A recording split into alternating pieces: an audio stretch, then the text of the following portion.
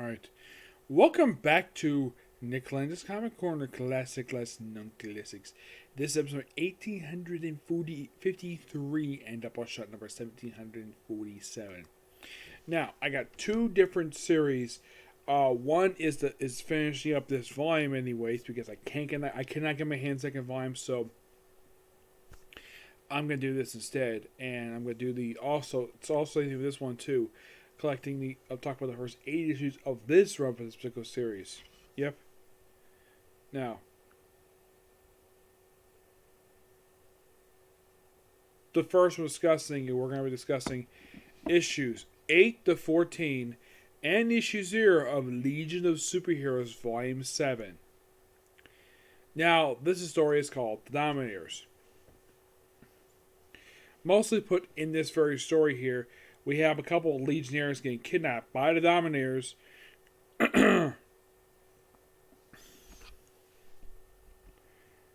Yeah. And of course, they have, various other separately lead superheroes.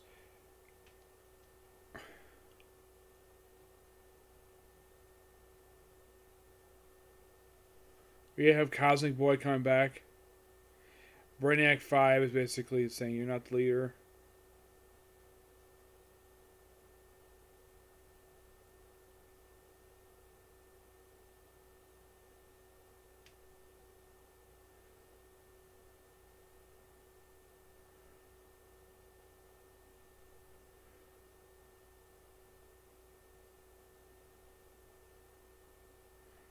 Yeah, and of course, Brainiac 5 basically chooses that Cosmic Boy for not being there. And of course, they show off the still canon relation between Saturn Girl and Lightning Lad. Yep. Though they'll have Lightning Lad have a robotic arm. Yeah, pre-Flashpoint he had an arm. He lost his arm at one point, he got a robotic arm like Roy Harper did. Yep. And some of these early issues talk about the election of the leader of lead superheroes, which of course went to Mon-El, who had a very controversial run. Apparently, no one had a problem with him being the leader of the lead superheroes. That was not the issue. Just basically, from their perspective, they didn't think he had balls to get the frickin' Domineers. So we have several Legionnaires quit because of his poor leadership. Yeah. So we have Dreamgirl getting mildly involved. What's going on here?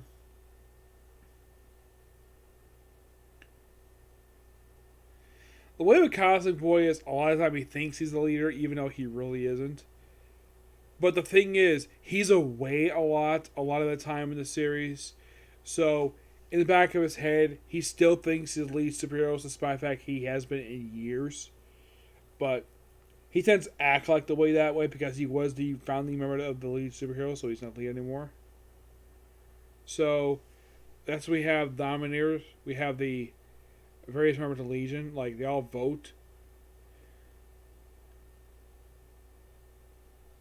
And we have Mon-El showing the fact he has no balls.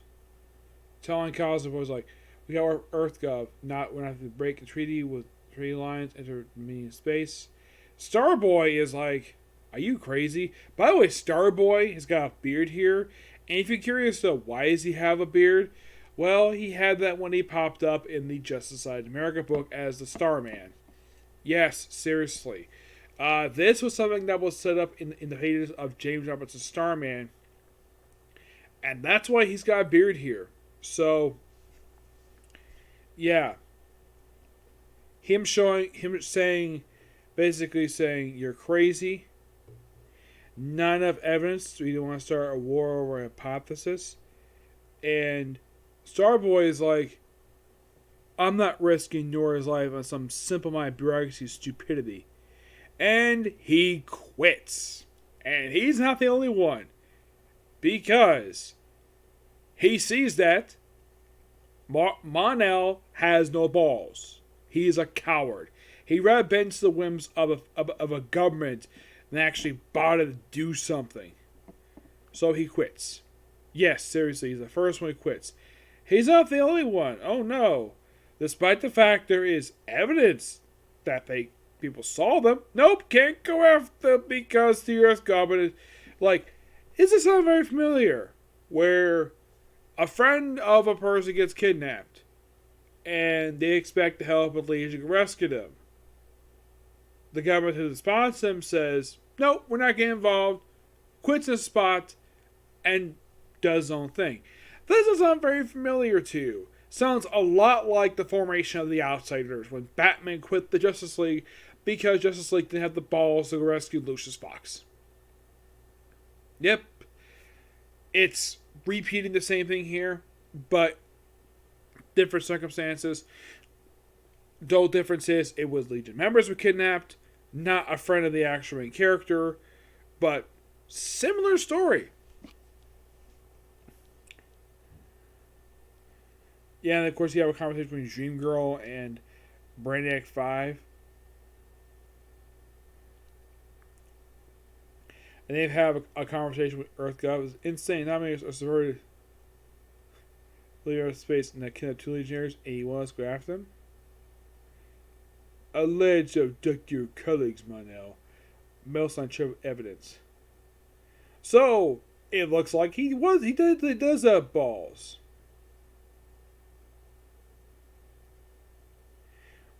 It's apparently this councilman basically does have balls. At the quest representatives from Kalu and Noah, we have ordered our ambassador to make inquiries. When he's finished apologizing for apparent break-in of their embassy. Ambassador, please spare me. Yamana's like, idiots. Politicians, what do you expect? No one's from my board of the raid. We do nothing. You can do nothing. I quit, so I'm going to get my girl and our annoying pet genius too. And brought some friends. And who do you bring? Bouncy Boy. Duplicate Damsel, who by the way actually was one point married to Bouncy Boy. Orkney and Madral. You can't. Legion can't defy. Maybe sometime in that ancient nut house. Yeah, and Duo Damsel's like, we can. We're not Legionnaires anymore. Anyway, being killed don't like it. And I think I'm out of the spare lives. So, I'll try not to do it again. She used to be known as Duplicate Damsel. Now she's Duo Damsel. The reason why she's called that because one of the parts of her was actually killed. So she had no choice but to call herself Duo Damsel. Actually, she was called Duplicate Girl, and then she called her Duo Damsel. So they all go and to rescue Brainiac 5 and Dream Girl. Yep. All because these politicians have no balls. Yeah, I would be surprised. Here's the thing. Mono is a Daxamite. He could easily just tell them, hey, guys, I can see you have no balls to basically go after them. Why am I making no balls reference, mind you? Because of something Bryan Danielson brought up AEW TV last year when he called Kenny No Balls Omega. That got riled up. Yeah.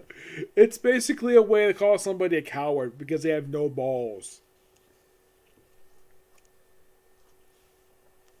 So all these former Legionnaires go after them.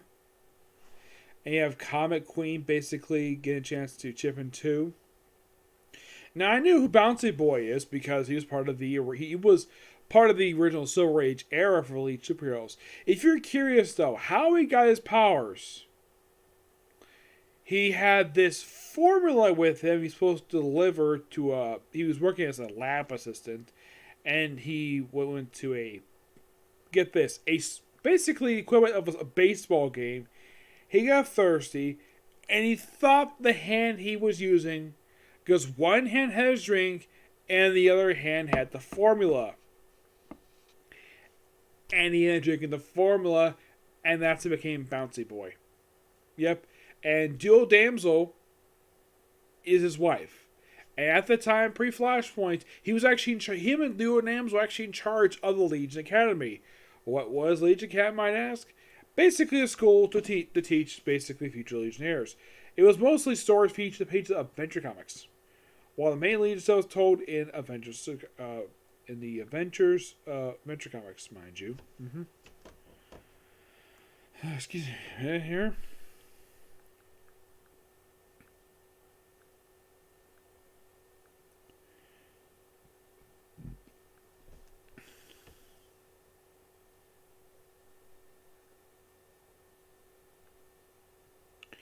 Then we have the former Legionnaires, where they go and rescue Dream Girl and, well, Brainiac 5 from the Domineers. Here's a question. Would you trust an alien species that looks like this, who looks like they're smiling, like they're evil? I wouldn't. Nope. But then, of course, they do, in fact, get him out of their cell. Starboy gets his girl back, Dream Girl. Meanwhile, at Lead Super's headquarters, you have Cosmic Boy and Mon-El saying, "You need leadership, least you elect a few. I am leading. It is difficult, as is following the orders of the United Planets Council not to have elite attack Domineers, unless until I have more proof of the kidnappings. I am trusting the life of the man whose genius freed me of those thousands of years of imprisonment, and a woman who would do what we all adore and respect, to rescue the strongest rescue team we could, at some moment's notice, to limits of those incredibly frustrating orders, weak as they are. You can give me a break." Yeah, because man, Broken all about the various, like, the gravity belt. Yes, he revives the old gravity belt, like, and he gets hit. And the gravity belt basically was something they used originally to allow the people, members of Legionnaires who couldn't fly, it allowed them to fly, and then later on they adapted the Legion rings to do that. The Legion rings basically are something that's always associated with Legion superheroes. It's basically a ring they wear on their right hand a lot of the time, depends on the people, and the ring allows them to be. It has two functions. One, it's a communications device with other Legionnaires, and two, its other function is allow the people who cannot fly to fly. It also has one other function. Depending upon the atmosphere of these, because basically Legionnaires have to protect the whole freaking galaxy, some planets may not have oxygen. So, these things sort of form a artificial bubble around the actual Legionnaire. It's still move around. They'll probably can still move around. No problem in space. They can allow them to breathe in space. Zero problem. That is the functions of the Legion rings. You have Brainiac 5 taking on one of Domineers. Fight. And suppose, like, oh crap, looks like they defeated Legionnaires. And that was in issue 11. Yeah, I wonder if basically Mon-El does basically shoot out the politicians being cowards.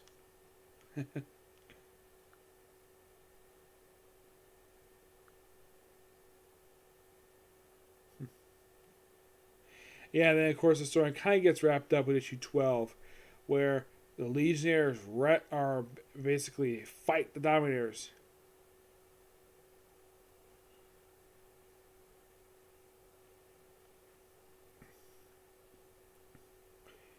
Yeah, and then of course they're beaten. Of course then we have Sensory Girl basically, like, and we have Mon-El meet with the politicians again. We would do as Legionnaires. You have no evidence the Domineers are holding your comrades. This time we do, Counselor. We ask, you believe your senses. Gentlemen, counselors, ye might mirror me for my time with the Legion, and my right to speak at council as ruler of Orlando.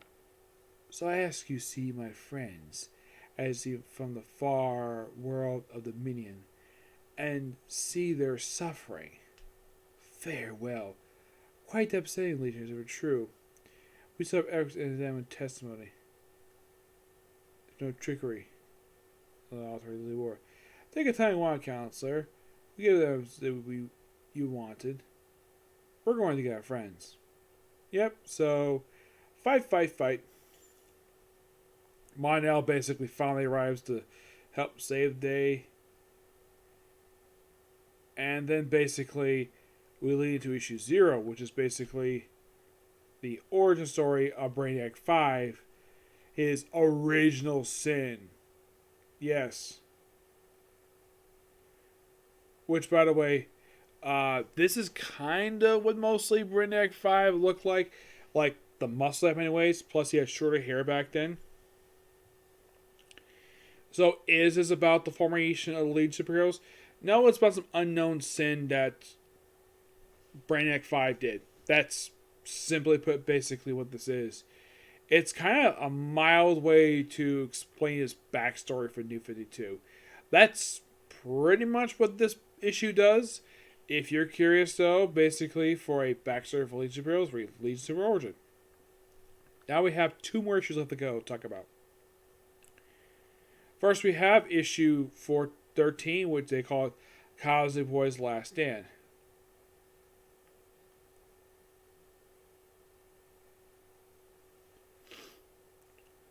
Where it mostly just is with the aftermath what happened with the Domineers stuff.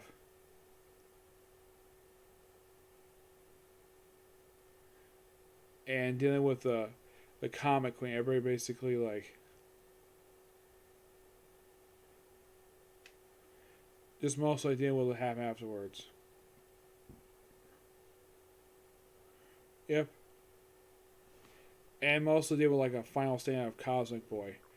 And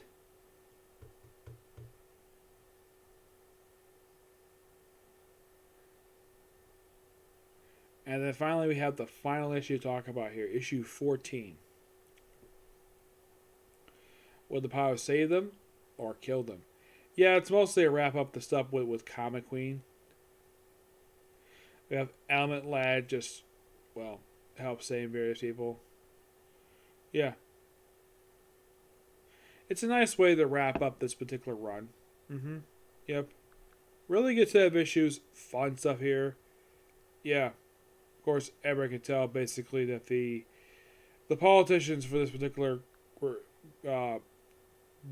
government has got no balls. Yep. Because, we signed a peace treaty with them. We're not going to do anything. Really? How about the video evidence? Yeah, it takes basically a really former Legionnaire who just happens to be really playing to show this evidence. And like, okay, we're going to verify this. And he's like, and I was like, oh, screw you. We're not screw you. Basically, you do that. We're going to go save our friends. Yeah. Interesting run this particular Legion of Superheroes was not very long, 23 issues. Now, yes, there is a couple more Legion books to talk about from the New 52 era. There is the Legion Lost book, and there is, of all things, the Legion Origin miniseries. And that's really it. I don't know what to talk about here, but this is the main Legion Superheroes book, and it is quite strange, though. We had to wait 6 years for another volume. Why in the world this volume had to end? Like I kind of explained when I talked about the first trade. Well, actually the third trade, mind you. You could presume it was low sales, but I never heard of the exact reason why. It's just that the book ends at 23, along with various other books, because we gotta cut these books to make room for more books. DZ for you. Alright, now we're talking about a character who I have kind of talked about before in couple of book reviews, comic corners, namely Grifter. Yes, these 8 issues talk about the first 8 issues of Grifter Volume 3. I say Volume 3 because the first 2 volumes published under Wildstorm. Yes. Now, here's a fun fact for you about these issues. Now, this book had 2 writers with it. You had Nathaniel Edmondson, who did the first 8 issues before he replaced with Rob Liefeld. Now, here's the weird thing about this. I do not know why DC thought of a good idea to launch this book per se. Now, this is the first appearance of the post-Flashpoint version of Cold Cash, aka Grifter. Well, you could say it was actually Flashpoint number 5, but you could say, yeah, this is definitely the first one they did it for.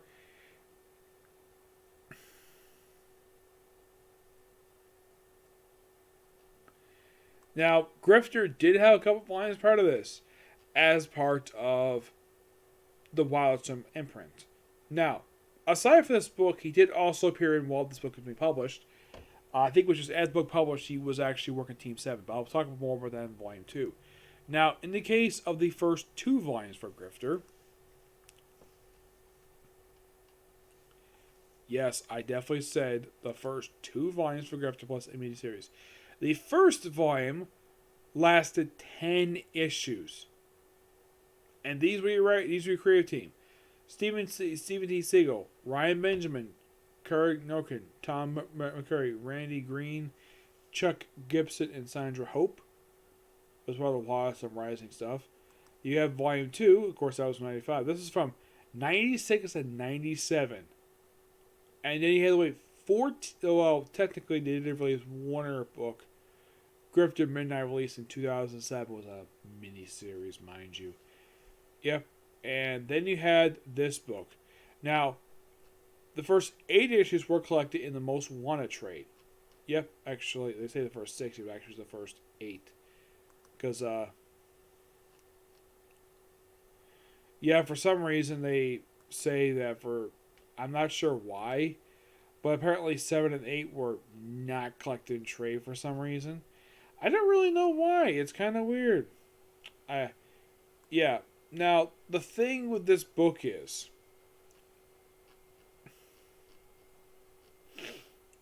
now, Cold Cash. The story for this thing is that he's hunting down Dominates. Even though that's not what he originally did in the Wilds universe. This is what I've heard anyways. Yeah, mostly what these things are enemies of the Wildcats. Mm-hmm.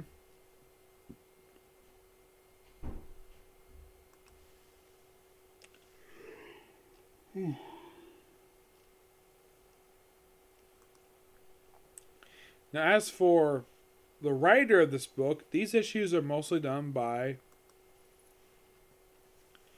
Nathaniel Edmondson. Yes, he worked on this book.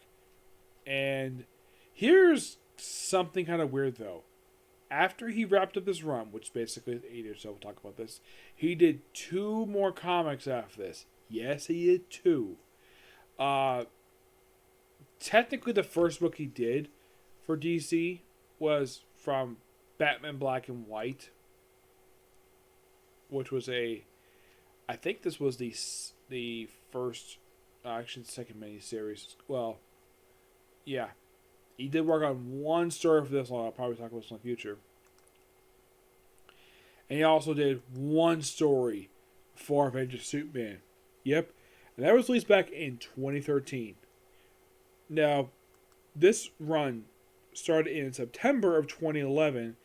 And then he left around they say here June was probably April of 2012. Mm-hmm.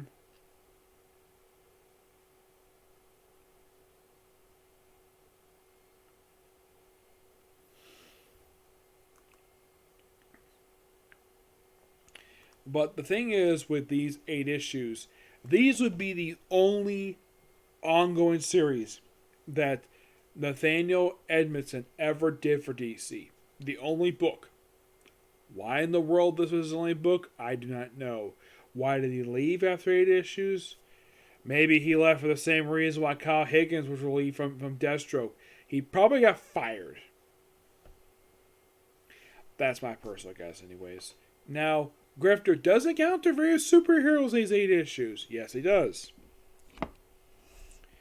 Well, not until the very next issue, because first issue he just counters Dominate stuff, and he kind of comes World Most Wanted. And just like the opening issue alone. Mm-hmm. Though, this book does feature guest appearances from various DC superheroes. Which ones might ask? Well,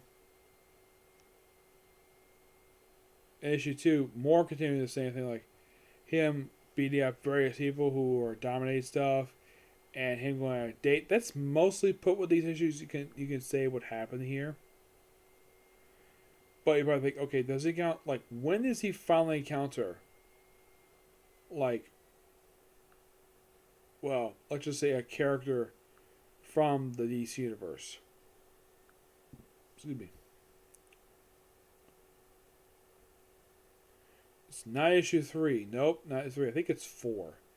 Yes, I think it's 4 is the first issue he does encounter somebody from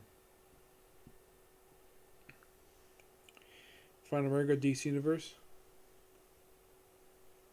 Yes, he gets encounter with Green Arrow at the time when these issues came out. This is probably one of 2 books he appeared in that was not Green Arrow.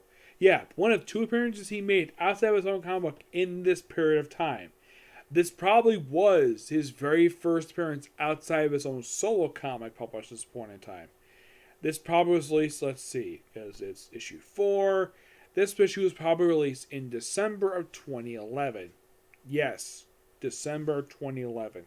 That is my personal guess was released. And the book itself, Green Arrow, had just changed writers at this point. Because that book could not keep a stable writer in the damn book. Yep. And here's the thing. You have Green Arrow in his new 52 redesign here. Not the current look he has now. Oh no. I like the look better. Yeah, this is mostly Clayton getting accounts with Green Arrow, who was actually his very first super he ever met. Yep. At one point, Green Arrow takes off his mask. Which, by the way, his mask is simply a cloth wrapped around his face. Yeah, seriously. He doesn't have his costume here. Then we have this woman who meets up with Colton Cash.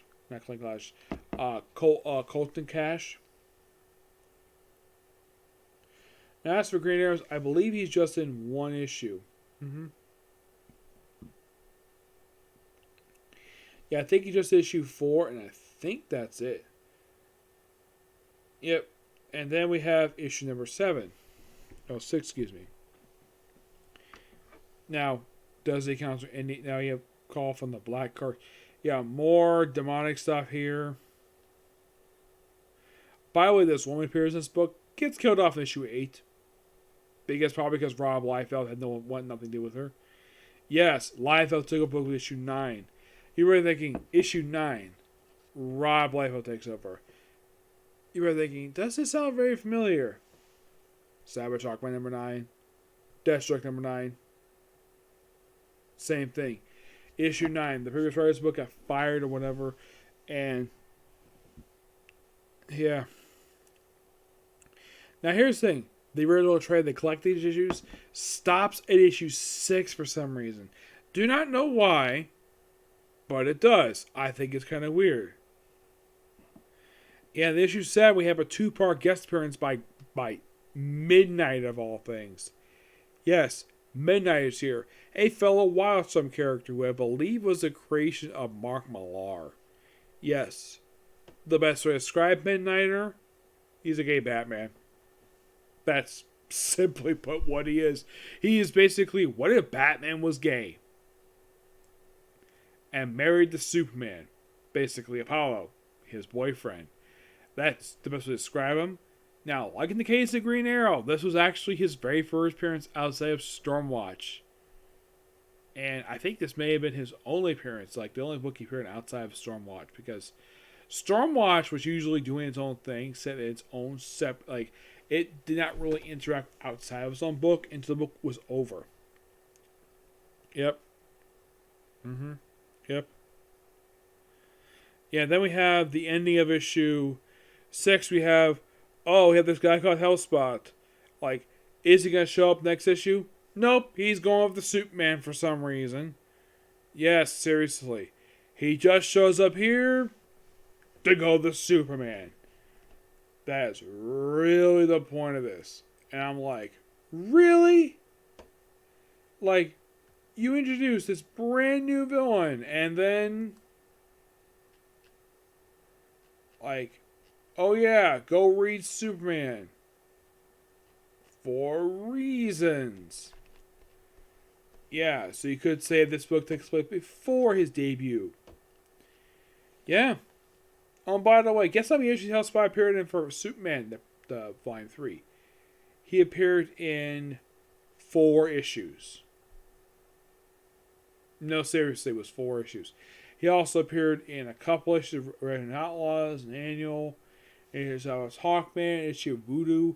Like, after he popped up in this issue here, he returned for issue 9 and appeared 3 more times after that. That was it for him. We'll discuss more about Volume 2 later on. As in the case of the final issue, which I believe does feature Midnighter. I think it's basically just, well, Grifter flying out, dealing with most of the same thing that the Domineers. Which is interesting to say the least. And it says, next, enter Cheshire and Deathblow.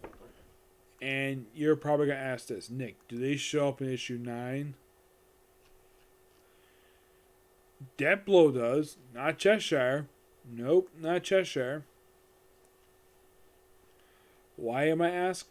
I have no idea.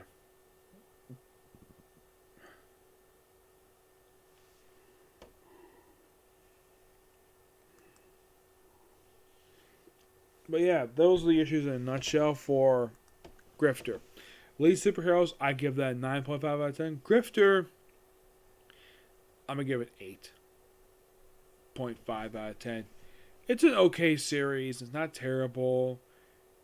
It's just kind of weird, though. We got another book. This is actually the 3rd book I reviewed where by issue 9 that the writer gets placed with Rob Liefeld. Yep. So yeah, that's going to be pretty much it. I thought I have time to do for Evolution, but it's getting kind of late, so I'm going to do this tomorrow along with, excuse me, there's no case closed tomorrow. Nope. So 1 new anime tomorrow, plus who are some of my comic corners, okay? Next video. Bye.